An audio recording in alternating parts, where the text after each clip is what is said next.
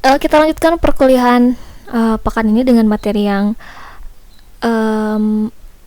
sesuatu yang menyangkut tentang hal pengukuran, tentang dosimetri. Ini ada beberapa parameternya kan, kemarin udah kita bahas, termasuk juga ada alat-alatnya, terus kemudian bentuk-bentuknya ada yang relatif dan ada yang absolut. Nah, kemudian dosimeter, terkait tentang dosimeter ini,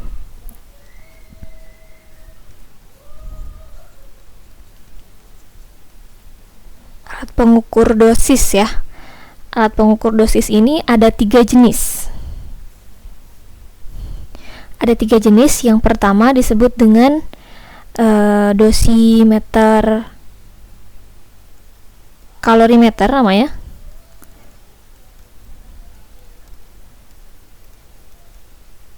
Jadi ini adalah 3 jenis dosimeter yang mampu digunakan untuk pengukuran dosis absolut. Kemarin kita sudah bahas ya, ada 2 dosis. Yang pertama dosis relatif dan absolut. Yang ini adalah tentang dosis absolut namanya. Yang pertama adalah dosimeter kalorimeter, terus yang kedua adalah bilik ionisasi. Dan yang ketiga adalah dosimeter jenisnya atau disebut dengan Fricke ferrous sulfat.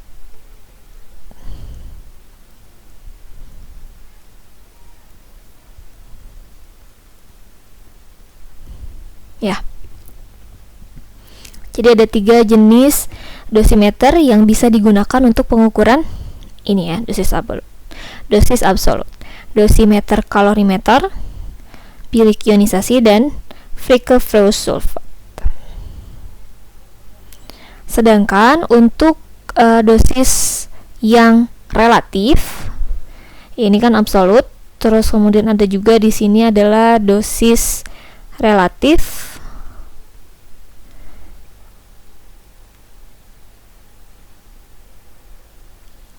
Jenis ini biasanya berupa detektor yang digunakannya itu lebih banyak. Ya, kebanyakan ini adalah bentuk dari detektor dan bentuknya lebih bermacam-macam dibanding dari dosis absolut, karena efek interaksi radiasinya ini berdasarkan materi dan berdasarkan jenis detektornya juga. Ada efek interaksi radiasi dalam materi yang dimanfaatkan yang dalam dosimeter. Ada efek apa saja? Kita akan membagi beberapa efek di sini. Ya kan, tadi tergantung terhadap efek dan metode dosimetrinya.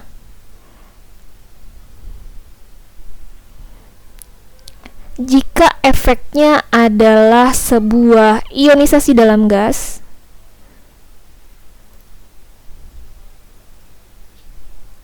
maka metode dosimetriknya adalah bilik ionisasi gas.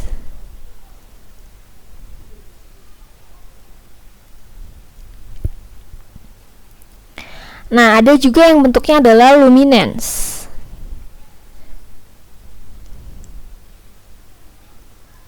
Kalau bentuknya luminance atau efeknya luminance, berarti metode dosimetri yang digunakannya adalah TLD ya, thermoluminance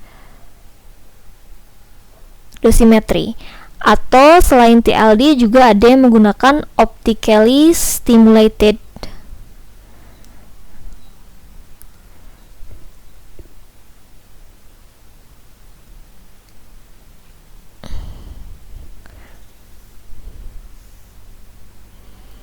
ada lagi lain efek berdasarkan dari interaksi radiasi ini. Tadi pertama ada ionisasi dalam gas, terus kemudian luminance, ada juga yang fluorescence.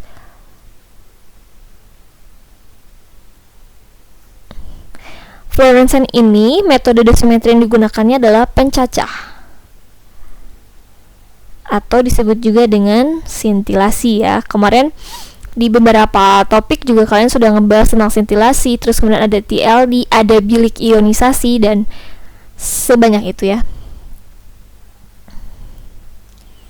Ada lagi nggak selain ini? Ada. Masih ada yang efeknya misalkan efek biologi. Jika efek yang dikenainya adalah biologi, maka metode dosimetriknya adalah iretema. Dan juga mengecek kerusakan, apa biasanya kalau biologi, iya, kerusakan kromosom ya.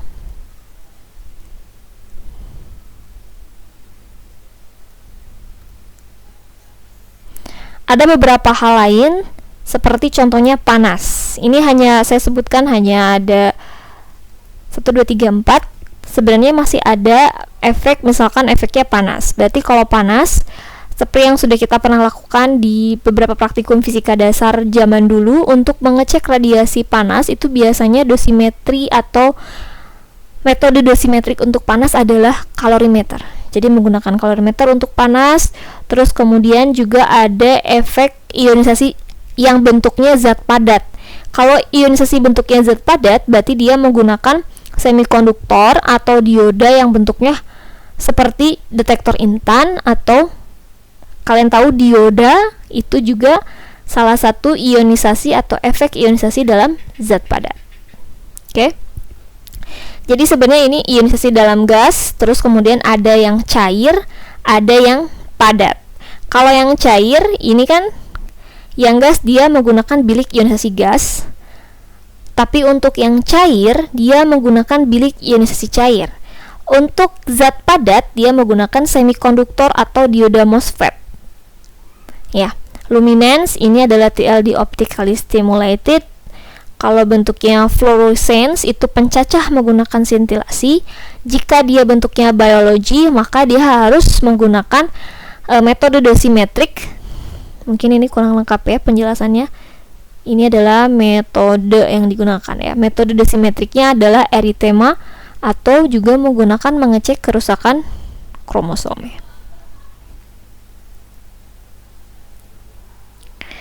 Oke, itu adalah tentang bentuk dan macam dari dosimetri. Mungkin ini pernah diulas dulu ya di beberapa materi sebelumnya. Sebelum kita mengenal beberapa alat, kita menjelaskan apa itu dosis absolut dan apa itu dosis relatif. Coba dicek lagi video-video sebelumnya. Semoga ketemu nih. Oh iya, ada yang kelewat satu lagi. Dosis yang biasa dimanfaatkan untuk efek interaksi ini ada yang menggunakan transisi kimia. Kalau menggunakan transisi kimia itu biasanya menggunakan film radiomorfik ya, sejenis film yang dapat menghitamkan, atau juga bentuk dosimetri gel atau dosimetri kimia. Jadi film radiografi yang biasa kita gunakan di proses radiologi itu juga kan menggunakan film ya, sebuah film yang bisa menghitamkan. Jadi tercetak di sana, yaitu menggunakan efek transisi kimia, maka metode yang digunakannya adalah sebuah film radiografi atau film radiokromik atau sejenis dosimetri kimia atau gel.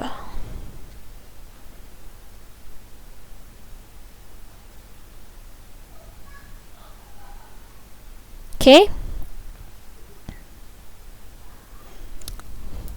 Nah, dari hal ini kita juga perlu mengenal tentang dosimeter absolut dan bilik ionisasi.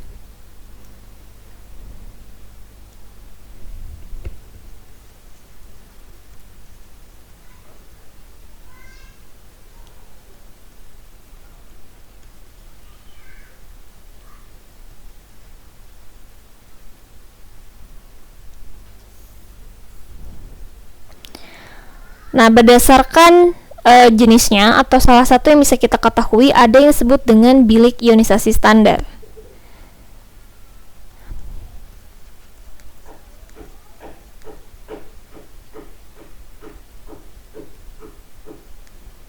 Bilik ionisasi standar ini merupakan ionisasi dengan kotak udara. Jadi berupa kotak ya udara dengan volume sensitif. Jadi dia punya volume yang cukup sensitif. Kemudian dia punya jarak dan jangkauannya itu sama atau mendekati elektron sekunder ya.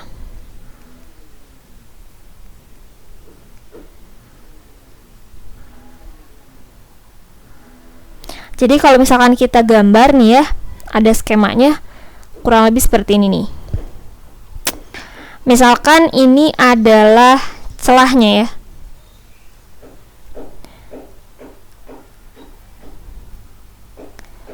Nah, terus kemudian ini adalah bagian dari elektrometernya.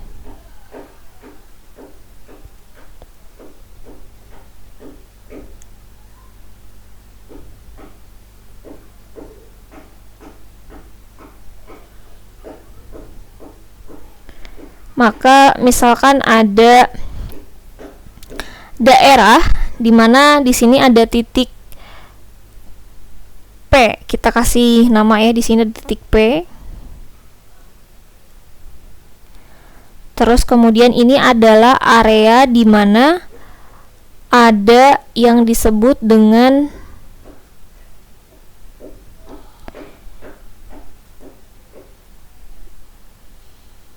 ini disebut titik P juga. Jadi ada titik P1 dan titik P, di mana titik P1 itulah adalah di sebelah sini ya. P1 itu merupakan titik pada diafragma dan volume sensitif. Jadi di sini ada volume sensitifnya di sekitar di sini nih.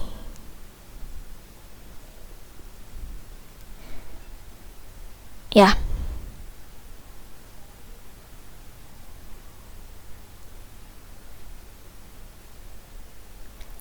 F1 kita tentukan di sini ada F1. F1 ini adalah satu jarak dari titik D. Kita beri di sini titik D. Dan full jaraknya adalah F misalkan.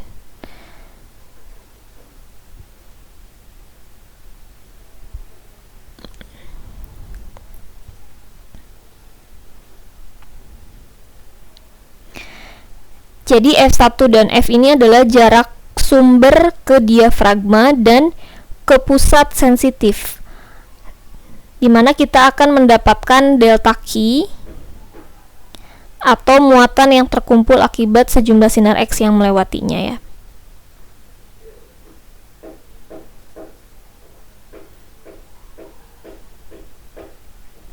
Oke. Misalkan di sini adalah area masuknya ini ya.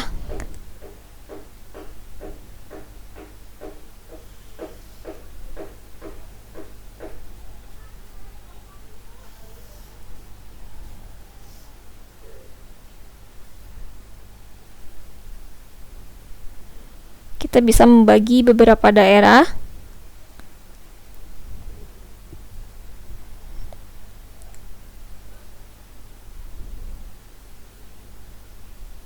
Jadi ini akan diukur menggunakan elektrometer misalkan.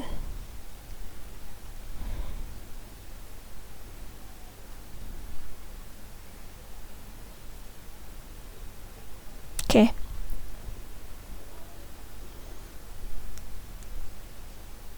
Kita bisa mengecek bagian area di sini. Jadi di sini ada area menuju ke bagian P1 ya. Nah, ini merupakan skema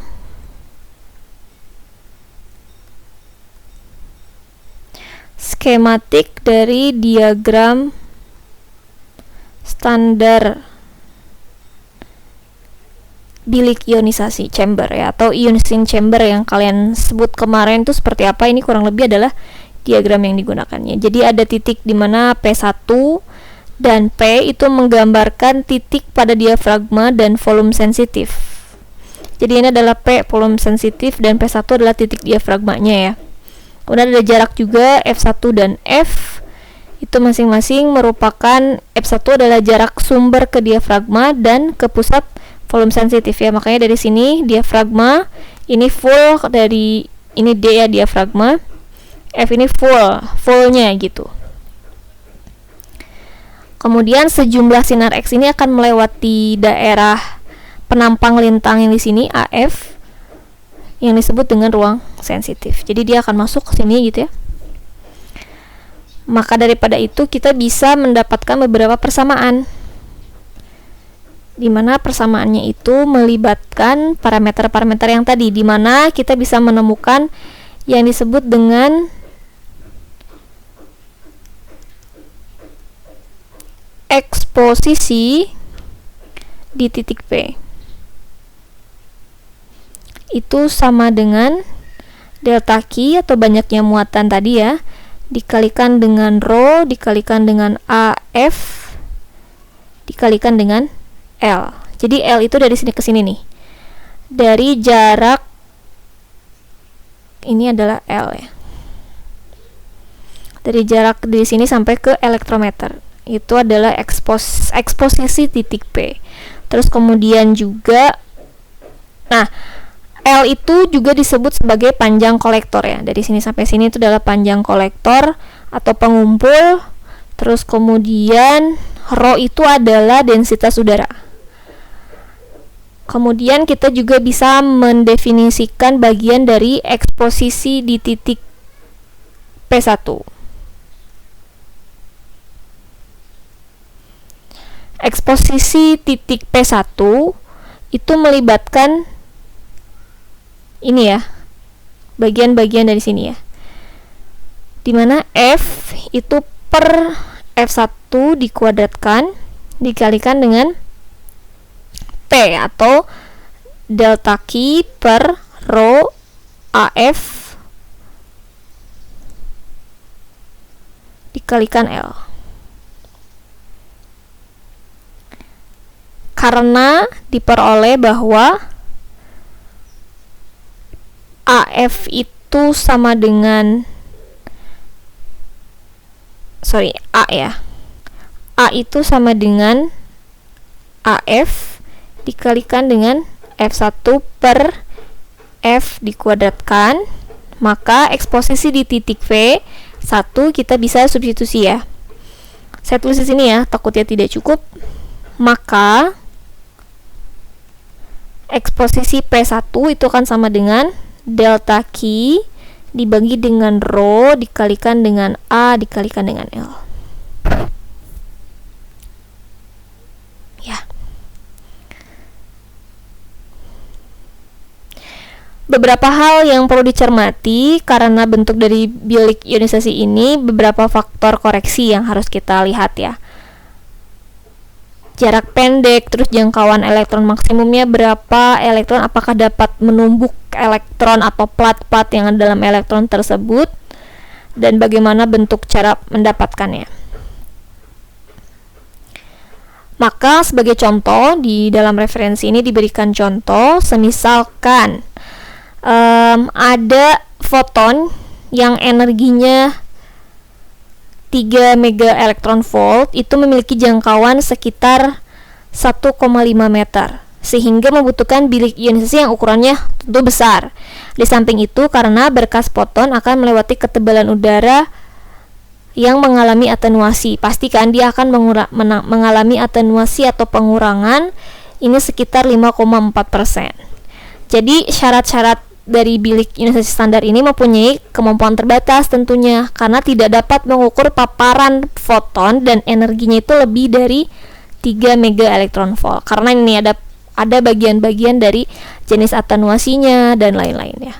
Pasti bakalan butuh kecermatan yang tinggi jika menggunakan bilik ionisasi standar ya.